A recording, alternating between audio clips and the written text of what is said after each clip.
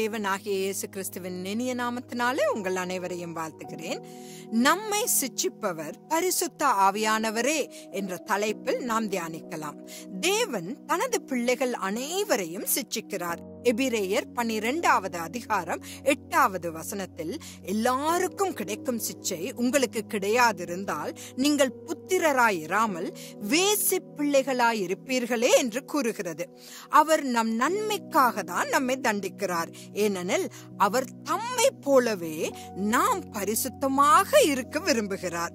குற்ற உணர்ச்சி அடைவது ஒருபோதும் வேடிக்கையானது அல்ல. உண்மையில் சில நேரங்களில் அது கூட வேதனையாக தான் இருக்கும்.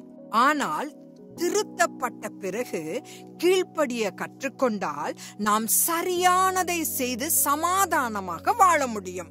குறிப்புக்காக எபிரேயர் 12வது அதிகாரம் 8வது வசனத்திலிருந்து 11வது வசனம் வரை நீங்கள் படித்து பார்க்கலாம். வளர்ச்சிக்கு திருத்தம் அவசியம்.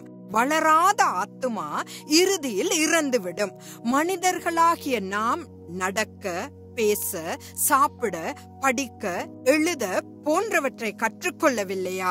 தங்கள் குழந்தைகளை திருத்தாத பெற்றோர் அவர்களை உண்மையாக நேசிக்கவில்லை என்றுதான் அர்த்தம். சில நேரங்களில் தேவன் நம்மை சுத்திகரிப்பதற்காக நம் வாழ்வின் படகை குலுக்குகிறார் அல்லது மரத்தை அசைக்கிறார். அன்பான பூமிக்குரிய பெற்றோரை போலவே கண்ணுக்கு தெரியாத தேவன் கூட நம்மை சுத்திகரிப்பதற்காக தமது வார்த்தையின் மூலம் நம்மை திருத்துகிறார். யோவான் 15வது அதிகாரம் 3வது வசனம், இயேசு கிறிஸ்து நமக்கு கொடுத்த வார்த்தையின் மூலம் நாம் சுத்திகரிக்கப்படுகிறோம் என்று கூறுகிறது.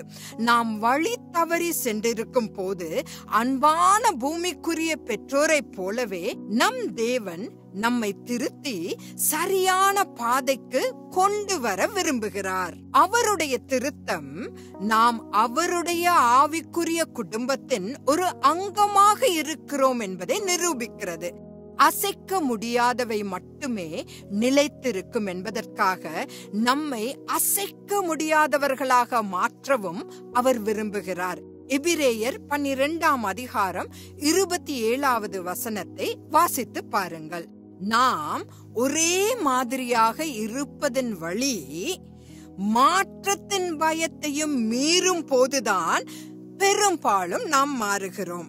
நம் வாழ்வில் சில பாடங்கள் உபத்திரவங்களை அனுபவிக்கும் போது மட்டுமே கற்றுக்கொள்ளப்படுகின்றன.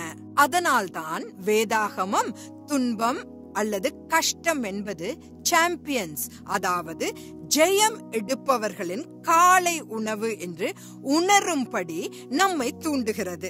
பைபிளில் உள்ள அனைத்து பெரிய தலைவர்களும் துன்பத்தின் பல்கலைக்கழகத்தில் இருந்தும் கடினமான அனுபவங்களின் பாடசாலைகளில் இருந்தும் சிறந்த முறையில் தேர்ச்சி பெற்றவர்கள்தான்.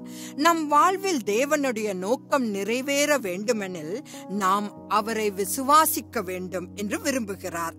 சிட்சை என்பது அவருடைய அழியாத அன்பின் சான்றாகும். இறுதியாக தேவன் நம்மை சிட்சிக்கும் போது நாம் அவரிடமிருந்து என்ன கற்றுக்கொள்ள வேண்டும் என்பதை மனமுவந்து ஏற்றுக்கொள்ள வேண்டும்.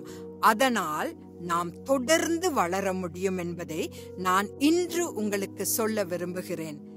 தேவன் தாமே அந்த சிட்சையின் வழியாக உங்கள் ஒவ்வொருவரையும் வழி நடத்துவாராக.